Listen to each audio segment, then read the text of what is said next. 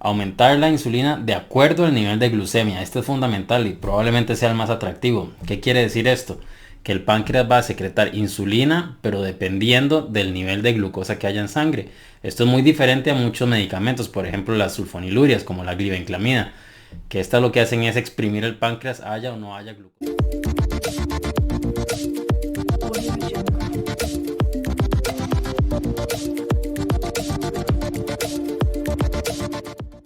Buenas tardes. Hace unas cuantas semanas me solicitaron en redes sociales que hiciera un episodio sobre Victoza. Este es un medicamento que pertenece a una familia de medicamentos que se llama GLP-1, agonistas del GLP-1. No es necesario que se aprendan esto, pero voy a hablar de la familia completa. Aquí encontramos liraglutida, que es por ejemplo la Victoza, ese es el nombre comercial. Está la exenatida, que el nombre comercial es Villeta. Bueno, son varios medicamentos que pertenecen a esta familia. Voy a centrarme en lo que son beneficios, efectos adversos, recomendaciones, precauciones, su mecanismo de acción y todo lo relacionado a este tema. Uno de los problemas más grandes que existe actualmente con lo que es el tratamiento de la diabetes tipo 2 es el mecanismo mediante el cual estos funcionan. Muchos se centran en aumentar la disponibilidad de insulina en sangre. Con esto pues viene el problema de que haya un aumento del riesgo de hipoglucemias y también se predispone a un aumento de peso, que muchas veces pues eso es algo que más bien queremos evitar. Existen una serie de hormonas que son fundamentales en lo que es el metabolismo y la digestión de los alimentos, y estas en los diabéticos se ven afectadas y son disminuidas, su acción no es la adecuada. ¿Cuáles van a ser las funciones de estas hormonas o cuál va a ser el resultado? Bueno, son muy importantes. Aumentar la insulina de acuerdo al nivel de glucemia. Esto es fundamental y probablemente sea el más atractivo. ¿Qué quiere decir esto? Que el páncreas va a secretar insulina, pero dependiendo del nivel de glucosa que haya en sangre. Esto es muy diferente a muchos medicamentos, por ejemplo las sulfonilurias como la glibenclamida, que estas lo que hacen es exprimir el páncreas haya o no haya glucosa en sangre. También las insulinas que se inyectan, esto es insulina que se inyecta y haya o no haya glucosa en sangre, pues esta va a actuar y nos va a predisponer a presentar hipoglucemias. Esto, al ser una hormona que ya está en el cuerpo, que está favoreciendo su función, lo único que va a hacer es que el páncreas funcione mejor y secreta insulina, pero de acuerdo al nivel de glucosa que ya tenemos en sangre. Por esto, pues este medicamento, esta familia de medicamentos tiene un riesgo muy bajo de presentar hipoglucemias. De hecho, por lo general se presentan cuando se combina este medicamento con alguno otro. Otro efecto muy importante es evitar que el hígado secrete o forme glucosa para después depositarla en sangre. Esto sucede normalmente por medio de un proceso llamado gluconeogénesis. De nuevo, son términos que nada más los menciono, no es importante que se los aprendan, pero el hígado regularmente produce cierto nivel de glucosa que pues va a dar a la sangre. Entonces, estas hormonas lo que hacen es disminuir o bloquear esta producción de glucosa por parte del hígado. Va a disminuir también lo que es la velocidad con la que la comida pasa a través del estómago. ¿Qué beneficio nos da esto? Bueno, esto va a permitir que no se generen esos picos de glucosa en la sangre.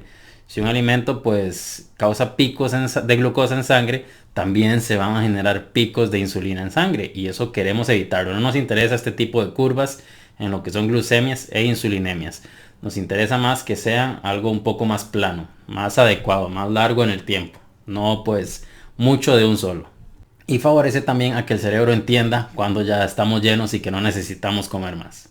Gracias a estos mecanismos de acción, pues lo que vamos a obtener, los beneficios que vamos a obtener es evidentemente una disminución de la glucemia. Vamos a tener una disminución de lo que es la hemoglobina glicada. También vamos a tener una disminución del peso probablemente y de apetito. Muy importante estos dos puntos. Muchos medicamentos que he mencionado aumentan de peso y más bien nos incentivan a comer más.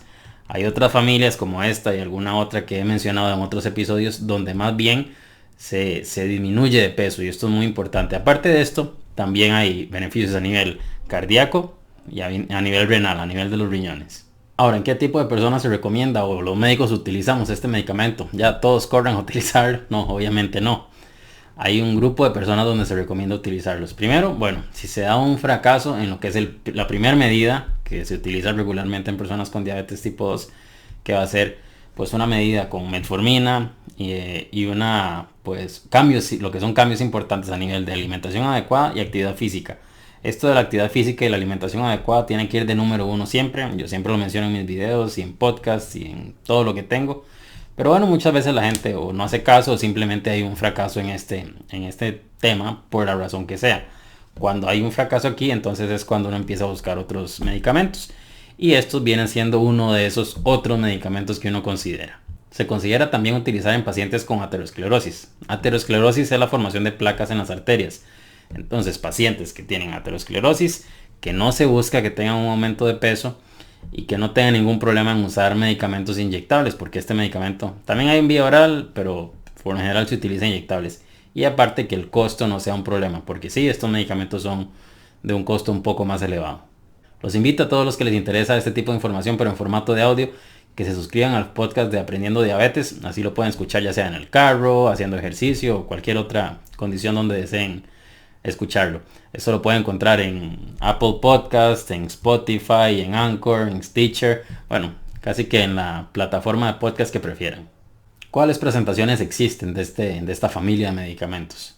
Hay varias presentaciones, por lo general se utiliza inyectable. Hay opciones de ya sea una vez a la semana o inyectable todos los días. Y sí, también existe una presentación oral que no es muy utilizada. Por lo general se utiliza más o se recomienda más la inyectable. Ahora ya vimos la parte bonita, ahora viene lo no tan agradable. ¿Qué problemas hay con esta familia de medicamentos? Está totalmente contraindicada en personas que hayan tenido pancreatitis. Pancreatitis es un proceso inflamatorio en el páncreas que si les ha sucedido probablemente fueron al servicio de emergencias porque es muy doloroso. Entonces, personas con antecedentes de pancreatitis no se puede. No es un medicamento que esté avalado para lo que es diabetes tipo 1, está solo para diabetes tipo 2. Y no se debe utilizar en personas que tengan ya sea historia personal o historia familiar, entiéndase algún familiar directo, que desarrolló cáncer de tiroides en algún momento de su vida. Estas que mencioné son las contraindicaciones principales. Ahora, efectos adversos comunes. Por lo general se dan a nivel gastrointestinal, como es lo más común en los medicamentos de diabetes tipo 2.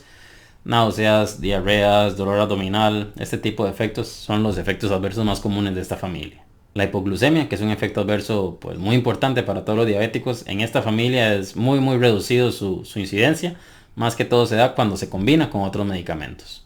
Y el último efecto adverso que hay es a nivel del sitio donde se coloca el medicamento, que esto es pues básicamente igual que cualquier medicamento que sea inyectable. Pueden hacerse abscesos, infecciones, lesiones en piel, todo este tipo de lesiones pues pueden ocurrir en el sitio de inyección. Y también en cuanto a los riñones, si bien es una familia de medicamentos que se utiliza para protección renal, pues igual que la otra familia que ya había mencionado hace unas cuantas semanas, que hablaba que protegían riñones, pues aquí también se busca que en efecto el riñón funcione. No es algo que se utiliza en una persona que ya está en diálisis, por ejemplo. El riñón tiene que funcionar para poder protegerlo. Así que es pues importante que se le haga unas pruebas de función renal y se corrobore que tenga una adecuada función antes de empezar a utilizar este medicamento.